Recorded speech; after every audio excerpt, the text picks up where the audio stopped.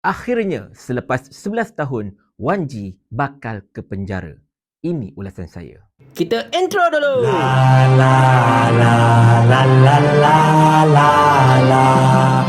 Assalamualaikum warahmatullahi. Rasa-rasanya ramai sudah mengetahui akan nasib yang telah menimpa penceramah bebas Wan Ji Wan Hussein, di mana beliau akan menjalani hukuman penjara 9 bulan bermula Isnin ini atas kesalahan menghina institusi diraja.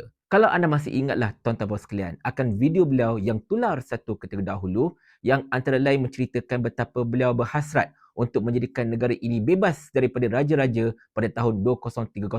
Dan video tersebut memang mendapat liputan yang begitu meluas, telah pun tular pada ketika itu. Zaman tu tak ada TikTok tau. Dan mendapat kecaman dari pelbagai pihak, dan Wan Ji telah pun ditahan dan dibicarakan akibat dari video tersebut. Selepas pembicaraan dekat Mahkamah Seksyen Shah Alam, beliau telah didapati bersalah dan dikenakan penjara selama 9 bulan. Kemudian perkara itu telah dibawa ke Mahkamah Tinggi dan Mahkamah Tinggi telah menambahkan lagi hukuman kepada Wan Ji kepada penjara selama setahun. Mana Wan Ji telah pun mengemukakan rayuan kepada Mahkamah Rayuan, dan antara rayuan beliau ialah beliau telah mengatakan bahawa beliau tidak boleh diatributkan terhadap perkara yang berlaku dalam video tersebut, dan beliau telah mencabar tentang kesahihan Akta Hasutan 1948 dari segi perlembagaan menerusi kanta undang-undang, di mana perkara-perkara tersebut telah pun ditolak oleh para hakim yang mengatakan bahawa rayuan Wan Ji itu tidak ada merit. Tetapi Mahkamah Rayuan telah bersetuju untuk mengurangkan hukuman Wan Ji, iaitu mengembalikan hukuman penjara 9 bulan seperti mana yang telah ditetapkan oleh Mahkamah Seksyen Shah Alam mengenepikan keputusan Mahkamah Tinggi. Jadi hukuman tersebut bakal dijalani oleh Wan Ji bermula hari Isnin ini. Kita ucapkan selamat bertabah kepada Wan Ji. Mudah-mudahan selepas ini, benda ini akan menjadi pengajaran bukan sahaja kepada Wan Ji, tetapi kepada kita semua sahaja. Betapa ada perkara, seperti mana kata hakim, yang tidak boleh kita sentuh walaupun negara ini mengamalkan kebebasan bersuara. Tetapi kita sentuh kembali tentang apa yang cuba Wan Ji fight dalam rayuan beliau, iaitu berkenaan dengan Akta Hasutan 1948 itu tidak sah dari segi perlembagaan.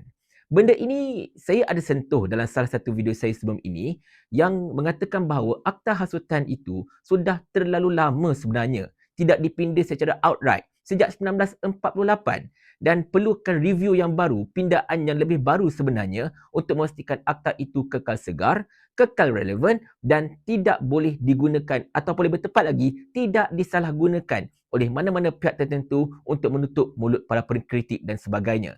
Sebab kalau kita perhatikan, kesalahan 3R banyak diatributkan kepada Akta Hasutan 1948 tersebut selain daripada Seksyen 223 Akta Komunikasi dan Multimedia, iaitu Akta SKMM. Di mana kalau kita lihat, kedua-dua akta ini begitu longgar sebenarnya. Tidak ada sebarang yang spesifik di mana setiap benda boleh dikenakan di bawah akta-akta tersebut sekiranya kalau pandai pusinglah secara asasnya. Dan dari satu segi mungkin Wan Ji hendak menggunakan hujah tersebut.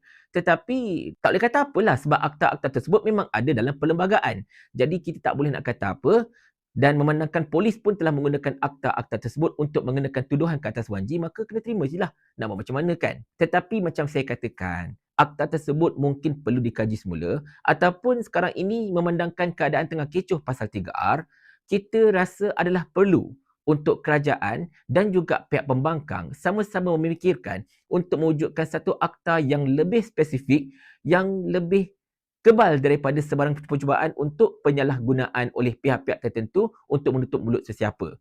Yelah, sebab sekarang ini kalau kita tersalah cakap sikit, pap Akta Hasutan. Kalau kita tersalah cakap sikit, pap Akta SKMM dan sebagainya. Benda ini yang pernah disuarakan oleh para wartawan kanan. Sebab benda-benda ini akan menyebabkan satu garisan halus antara bebas bersuara dengan tak bebas bersuara itu berlaku. Dan orang ramai pun jadi macam keliru. Apa yang boleh cakap, apa yang tak boleh cakap dan sebagainya. Sebagai contoh, bila kita berbicara tentang Melayu. Bila kita bicara tentang Melayu, ada satu garisan halus bila kita nak mempertahankan hak Melayu dengan terjerumus ke dalam kancah 3R.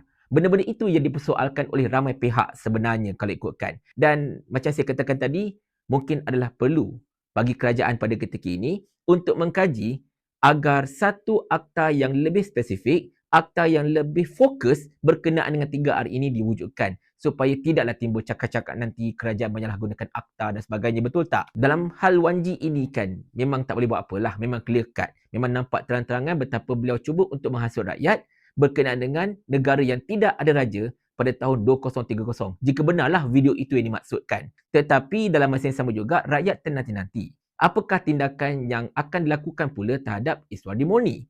Sebab macam mana kita ingat, Iswandi Moni juga ada mengeluarkan satu video ataupun lebih tepat sebenarnya video langsung kalau ikutkan, kalau tak salah saya lah, yang agak jelek terhadap yang di-Pertuan Agong. Yang ketuk-ketuk skrin tu, benda itu pun menjadi persoalan rakyat. Bilakah orang ini bakal dihadapkan ke mahkamah pula untuk kes seperti ini? Tapi itulah, kita menanti dengan penuh sabar dan dalam masa yang sama juga, kita tidak mahu kes Wan G ini digunakan sebagai satu presiden untuk mengenakan sebagai contohnya Sadri Simak Nor atas tuduhan yang sama, akta hasutan, iaitu menghina sultan dan sebagainya. Sebab macam saya katakan tadi lah, takut ada satu fine line yang kita tak tahu sama ada benda itu betul ataupun benda itu sebenarnya merupakan satu exaggeration. Tetapi saya tidaklah mempertikaikan tugas polis, tidak mempertikaikan tugas pendakwaan.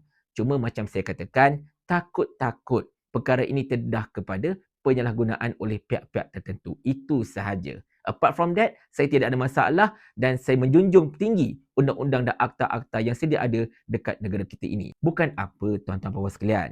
Kita sekarang berada dalam kerajaan menyederhana. Dan kerajaan ini pun dah terang-terang kata, mereka adalah kerajaan, mereka boleh buat sesuka hati. Inilah Sani Hamzan kata. Kerajaan ni kerajaan kami. Jadi ikut suka kami lah. Paling kurang aku ada formula. Ni kau ada menteri berlambak-lambak ni, satu formula pun tak ada. Otak letak dekat mana? Saya ulah. Sampai Abang Jamil mampus.